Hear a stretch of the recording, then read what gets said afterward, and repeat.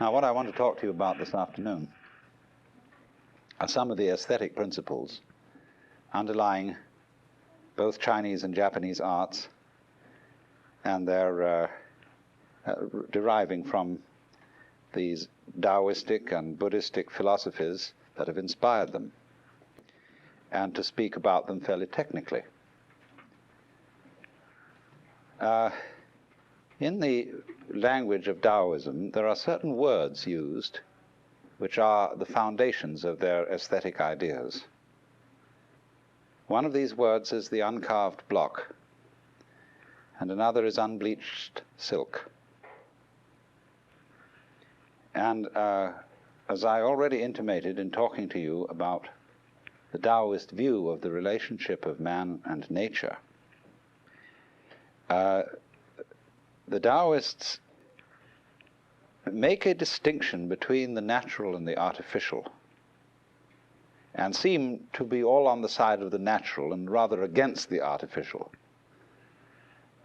Although you must be cautioned against taking this too seriously, too literally. You might say, of course, that the distinction between the artificial and the natural is an artificial distinction, because really and truly a human building is no more nor less artificial than a bird's nest. But the Taoists use a kind of art and a kind of poetry which you could call indicative. That is to say, while understanding that everything that man does is natural, some things that he does are more natural than others. That is to say, they look more natural. They go that way. And so the idea of unbleached silk means silk in the raw silk, natural silk. And so in the same way, the uncarved block is the sort of stone that would be selected for a Chinese or Japanese garden. Chinese stones tend, as I see it, to be rather more elaborate, rather more fussy than Japanese stones. And I think that in the art of bonseki, which means growing rocks, the Japanese are a bit more sophisticated than the Chinese, although this doesn't often happen. But the Japanese are masters at growing rocks. So this rock that you would find in a Japanese garden is the uncarved block. Even though it may have been, what has happened really, it's what we call in the West an objet trouvé, where the artist, instead of making something, selects it. He finds a glorious thing and shares his finding with other people, and that finding is a work of art. And you see, that is connected with the whole thought in this tradition of aesthetics in the Far East, that superb art is a work of nature. It is not something imposed upon nature, even though, as you've seen in many Japanese gardens, that there is very complex espalier work on trees, and that an enormous amount of pruning and trimming is done. And in fact, the discipline of the garden is amazingly complicated and requires a great deal of care. But the object always is, through the discipline of the art, to make the garden seem more natural than it would look if you left it to itself. You understand that? Is to work upon nature with skill and craft, but to move in the direction in which nature is already going. So that the uncarved block may be extended into a sculpture. But what the carver, to make the block uncarved, even when the sculpture is finished, what the sculptor is going to ask the block in the first place is, what do you want to become? In other words, along what lines have you already started in the direction of a sculpture? I will cooperate with you and bring it to completion. So that's the principle, really, you see, that underlies judo. Judo means the gentle way, the gentle Tao. And it is the art of going along with nature. It is also called Wu Wei or Mui in Japanese. And not doing nothing, literally, not being, because after all it's man's nature to act. You can't do nothing, literally. But to act mui without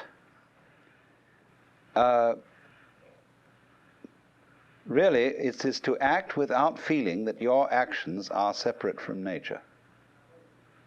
When you feel that everything you do is simply part of the course of things, then the way in which you do things is changed. You wouldn't think so. It isn't logical that it should be. But nevertheless, if you really feel that you can't deviate from the Tao, and that it lies behind everything that you do, your type of action and your style of behavior will in fact be changed. And it will tend to be in the direction of your seeming to other people in some ways to be more passive than you might ordinarily be. And the difficulty here is that Westerners, when they hear about Buddhism and Taoism and this sort of thing, they interpret it one-sidedly as passivity, and don't see that what sometimes looks like passivity is cleverness. As businessmen often know, if you leave letters unanswered for a month, when you return to them, many of them have already answered themselves. And sometimes when you sit and do nothing, you avoid making very serious mistakes, which would have arisen if you had acted prematurely, if you had done something about it. I've practiced this inactivity of this kind for many years, and have always been accused of being lucky, because when I should have done something and been up and at it, I just went and sat and did nothing. And then when it turned out all right, this is terrible. Just lucky. No, I know, you haven't said that. That's why I'm still married to you. Yeah, it's all right. And, but anyway, so this tendency to look inactive and to go in the direction in the arts of a kind of primitivity, which we know in the word shibui. The quality called shibui in Japan is a certain kind of sophisticated primitivity. Listen to these contradictions, these paradoxes. The sophisticated primitivity, controlled accident, where you see man and nature are really collaborating, man as the controller, the reasoner, the logical being, and yet at the same time not ruining life by making it all logic and all control. To have logic and to have control, that is to say, in short, to have order, you have to have randomness. Because where there is no randomness, order cannot manifest itself. Well, now, in the vocabulary of Japanese aesthetics, there are a number of terms which you should understand thoroughly, and which are basic. The first is sabi, and that goes along with something that rhymes with it, wabi. So that often Japanese people speak of wabi-sabi or sabi-wabi as a kind of mood of the art, of a certain art feeling or of Zen taste. And then there is aware, which I've mentioned in passing as another kind of mood. There is yugen. There is furyu.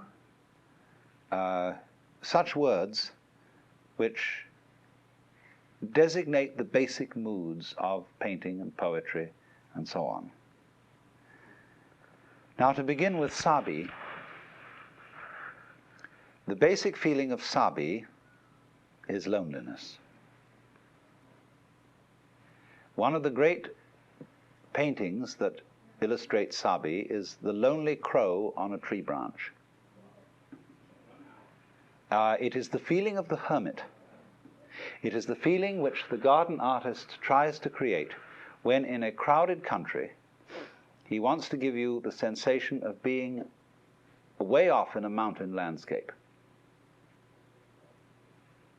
So this sense, you see, of solitariness, of being able to wander off on your own, is sabi, and is a thing, of course, that any sane person has to have. One has to have privacy. You have to have space in which to be alone, so as not to become a rubber stamp. You see, it's often thought that Eastern philosophy is against individuality. And this is not true. The unity of man and the universe is not a loss or a merging of personality in something impersonal. It's more like the fact that when individuality, when personality, is known and experienced as an expression of the whole cosmos, then the person becomes more individual, not less individual. But he becomes individual in a non-strident way, in a way that has in it the spirit of the uncarved block and the unbleached silk. And so one of the qualities of this is solitariness. The great Chinese poem, which has sabi in it preeminently, is asking for the master. I asked the boy beneath the pines. He says the master's gone alone, herb gathering, somewhere on the mount, cloud hidden, whereabouts unknown. So all the whole idea, you see, of Zen, that wherever you stand, if you realize Zen, you create a mountain. Everywhere is the mountain solitude, even in the middle of an uproar. This is sabi. And for this reason, then, an enormous amount of the subject matter of Far Eastern painting and poetry is solitude, and the love of solitude. Now there is next wabi. This is a more difficult idea.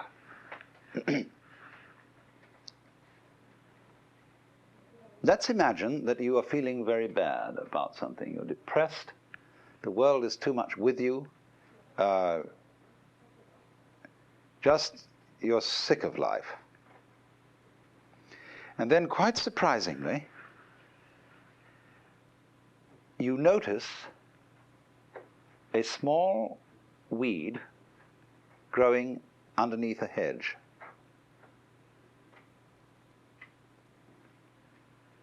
And this weed is really, after all, not just to be dismissed as a weed, but some rather lovely design there is in the nature of this plant. Or supposing you are bothered by financial uproar, wars, politics, and everything like that, and you are sitting on a beach, and you become aware of the water endlessly crossing pebbles. And you get a sense that this goes on forever and ever and ever. It is long before you were thought of, long before all human history, empires, schemes, and so on, and will endure long after. But it's something that strikes you that is very simple, very ordinary, like the water on the pebbles, or like the little weed under the hedge, that suggests a kind of amazing eternal reliability of nature. That in the very humble form goes on and on and on, and whatever human beings may do, this everlasting sanity persists. Now that strange flip from the mood of depression to the mood of a certain consolation in this weed is wabi.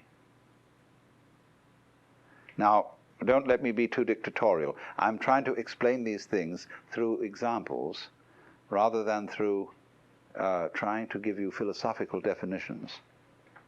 It's better to give examples than to pin it down with abstract terminologies. Wabi comes out in the haiku very much.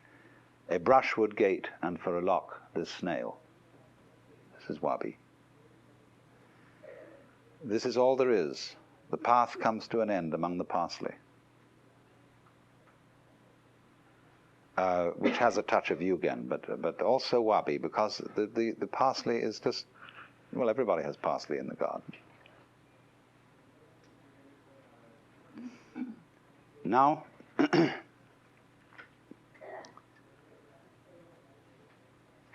next, this word aware, A-W-A-R-E, is very much connected with the Buddhist feeling for the transience of life. That everything is change, and nothing at all can be held on to or possessed. This feeling of transience is at the root of the philosophy of poverty that exists in Buddhism, and has a curious difference in it from the Christian philosophy of poverty, as, say, explained by St. Francis of Assisi. It's cognate to it, it's like it, but a little subtle difference. Somehow one feels in the Christian emphasis on poverty that poverty contrasts with richness as good to evil. In other words, poverty is unpleasant, but it's something you ought to share with the poor who live unpleasant lives. So if you are to expiate your sins, well, you ought to be poor and to live roughly. And so, for this reason, in Buddhism, one would not say so much poverty as one would say simplicity. Not going without, not clinging to things because it's good for you, but because it is actually the happiest way to live. Because nothing is more terrifying than the state of chronic anxiety which one has if you are subject to the illusion that something or other in life could be held on to and safeguarded, and nothing can. So the acceptance of everything flowing away is absolutely basic to freedom, to being an unsui, a cloud water person who drifts like cloud and flows like water. But in this, we mustn't take ourselves too ridiculously. I mean, naturally, all human beings have in them a certain clinging. See, you can't let go totally. You wouldn't be human if you did. You can't be just a leaf on the wind, or just a ball in a mountain stream, to use a Zen poetic phrase. Because if you were that, you wouldn't be human.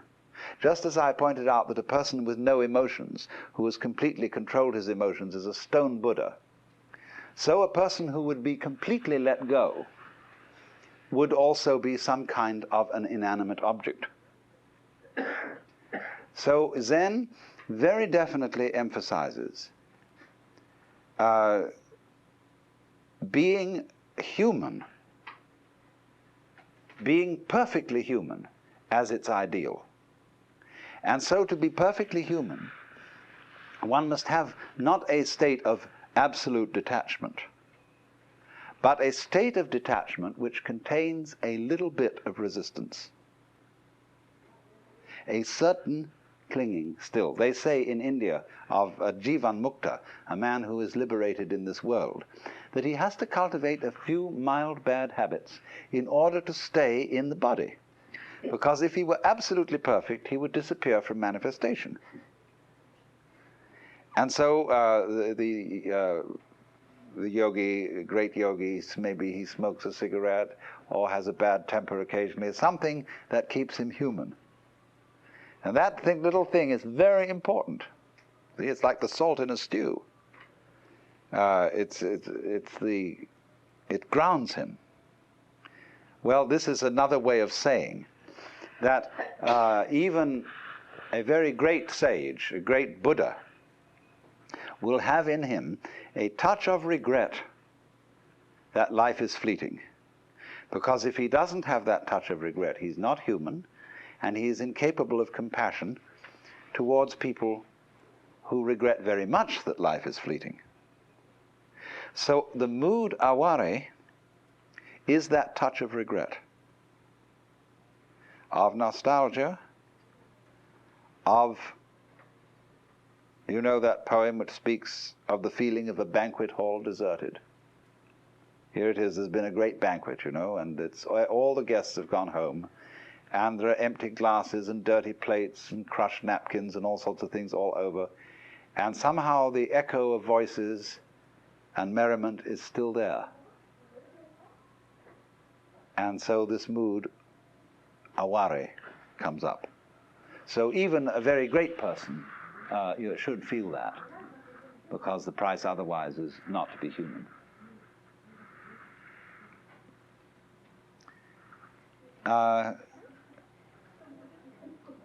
So for this reason,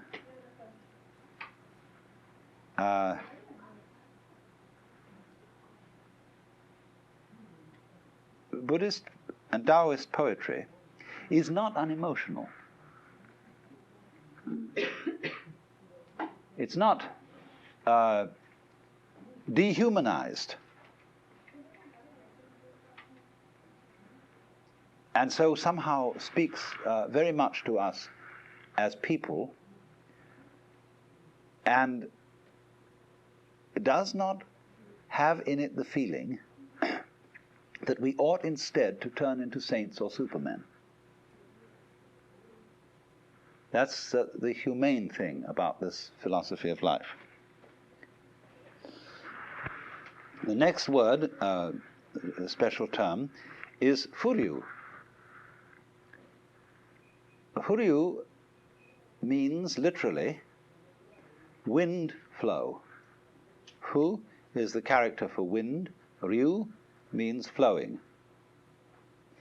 And the dictionaries translate it elegance, and this won't do. Furyu, first of all, you must remember that the word wind is used in Chinese and Japanese alike to indicate atmosphere. The atmosphere of a place. So when a person has, say, a certain school of poetry or philosophy, it's called the family wind. That means the atmosphere, the slant, the attitude of this particular school. So that meaning of wind, atmosphere, comes into the expression furyu. And furyu is like this. Here is a man fishing, and he's sitting in the evening, in the twilight, on the edge of a river, and with his fishing rod in a lonely little boat tied up by the bank.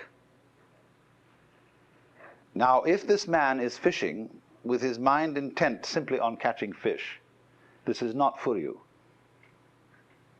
But if he's also digging the atmosphere, it's furyu.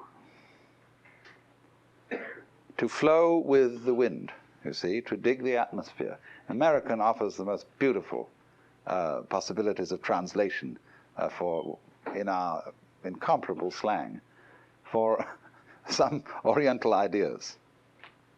Furyu is there to get with it, to flow with it.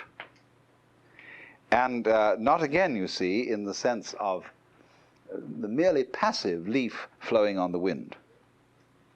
But Furyu has in it, you see, a touch of self-consciousness, like that man fishing. Now, you would think if you studied Taoist philosophy that this would be very bad. Zhuangzi somewhere says that a comfortable belt is one that you don't feel, and you're unaware of it. That's not the most comfortable belt. Like comfortable shoes, would you be completely unconscious of comfortable shoes? No. Something better than comfortable shoes are shoes that you know are comfortable. So, in the same way, the self-consciousness adds something to life. It's one thing to be happy and not know it. It's another thing to be happy and to know it. It's like one's voice in a shower room or bathtub has more resonance than one's voice in the open air.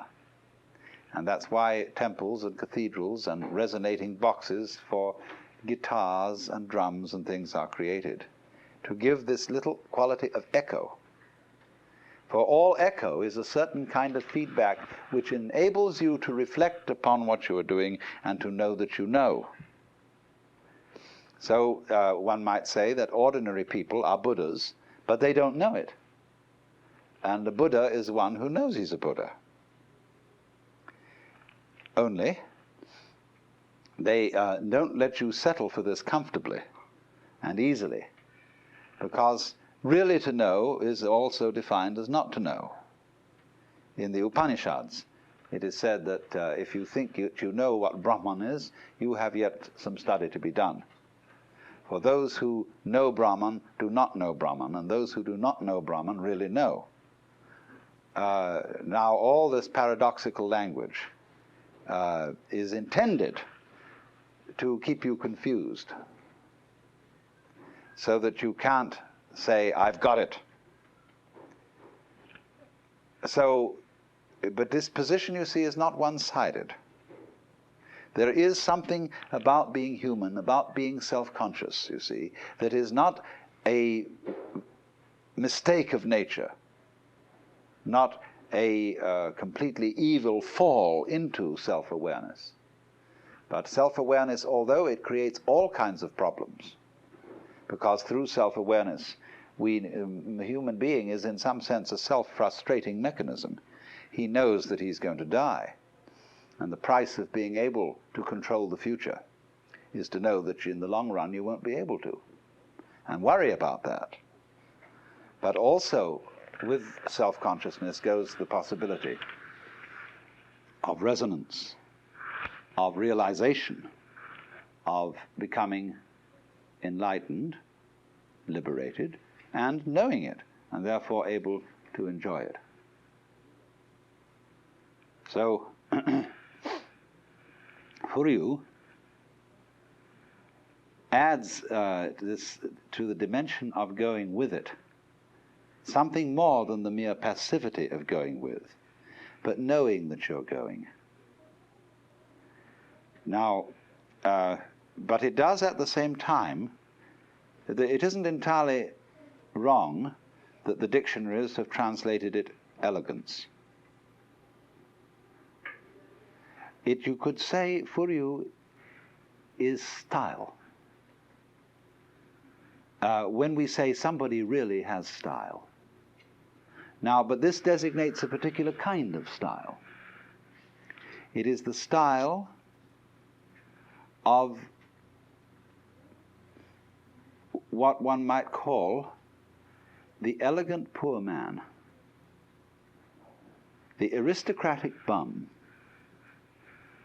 the rich pauper, you see. Now, you find that a good deal in the things that we've been seeing.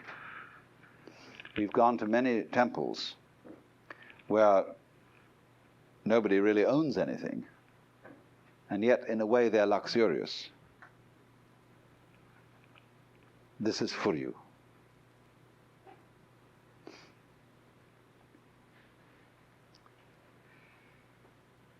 The next word, Yugen. How do you spell Furyu? F-U-R-Y-U. Furyu.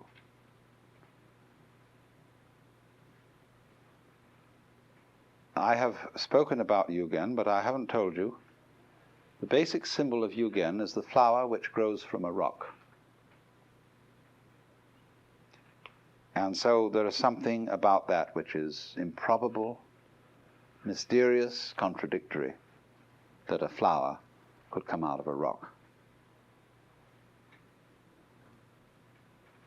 But Yugen, more than any other of these terms, defies translation. The two characters, which I shall draw for you shortly, are rather interesting. One, the first character, Yu, shows the basic form of a mountain. And then the mountain is combined with characters indicating darkness. You see, in the character for mountain, which is simply like this, there are these things here that are the valleys, and the dark is put in the valley, you see, in each case. Now, you get so the idea of the deep valley. There's a poem which says, "The wind drops, but the petals keep falling. The bird calls, and the mountain becomes more mysterious."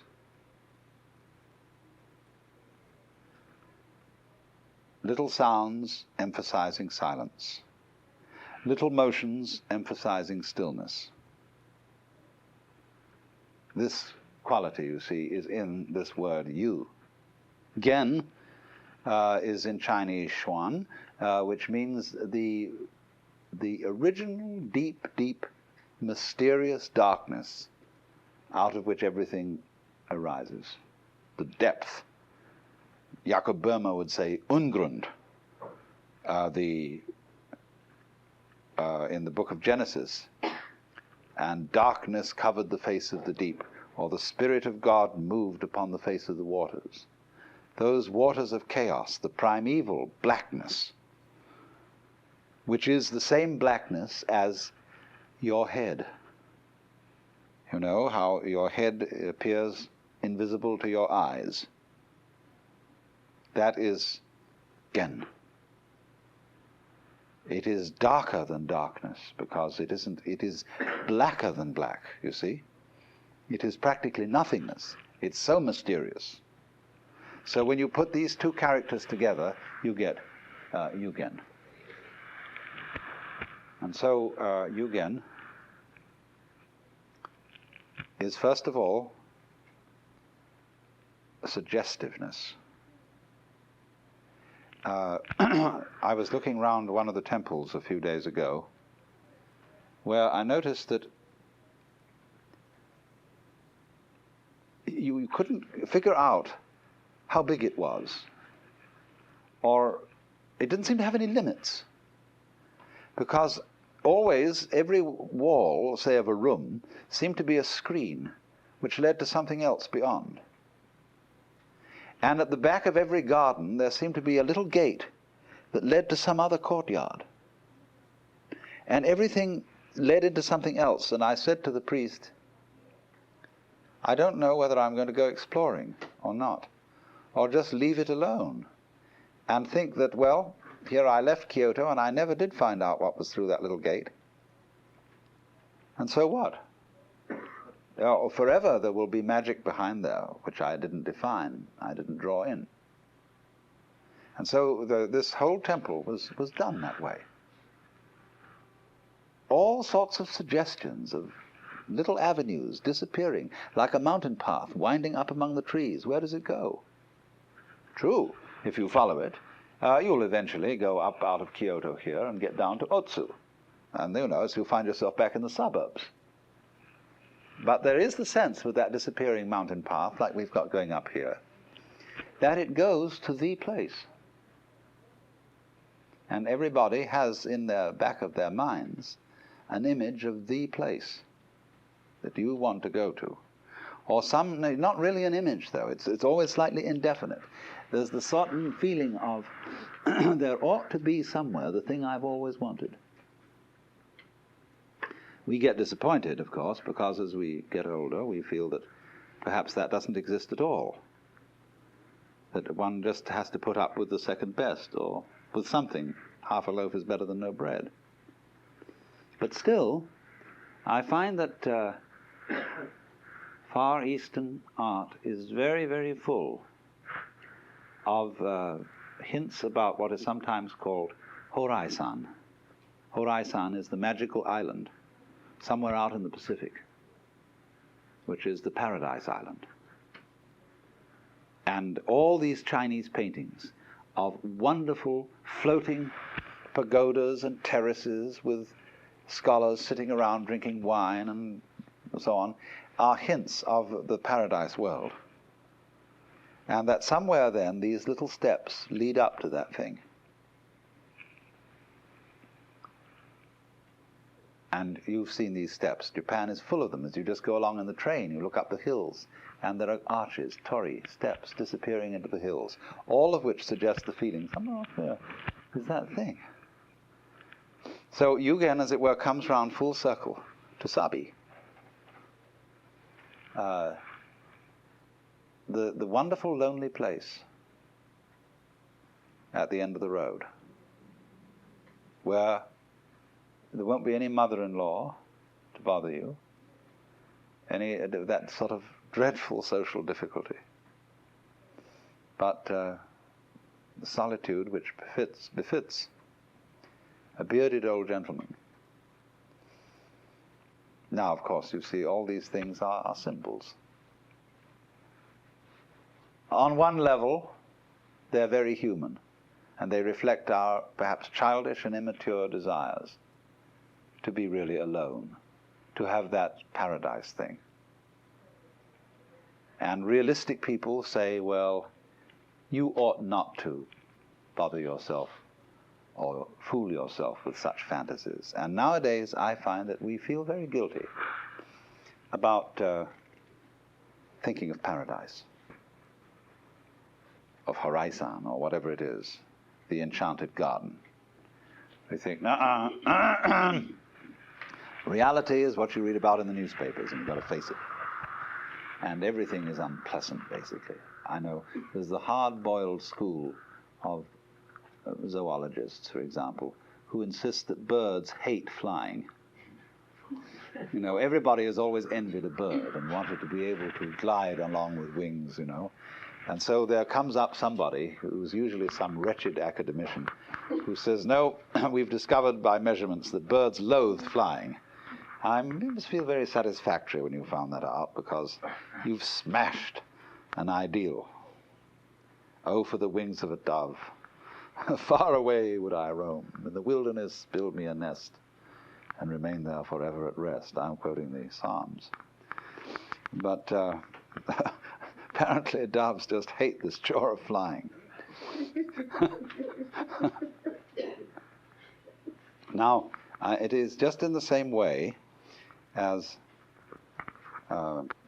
it's ridiculous to try to be so inhuman as never to feel any regrets about the passing of time and of life, and so on. It's likewise inhuman not to have the paradise fantasy of the mysterious place round the corner, just over the crest of the hill, just behind the island in the distance. You see? Because that place is really the big joke. That's you. That's why you have found that at the end of the line, when you get through the last torii and up the last stairway, you are liable to be confronted with a mirror. And so everybody is seeking, for that thing that you got to have, you see, well, you got it. But nobody's going to believe this. But there it is, the real thing that you are is the paradise land that you're looking for at the end of the line. And it's far, far more reliable than any kind of an external scene which you could love and cling to and hold on to. But of course, the whole fascination of life is that seems perfectly incredible.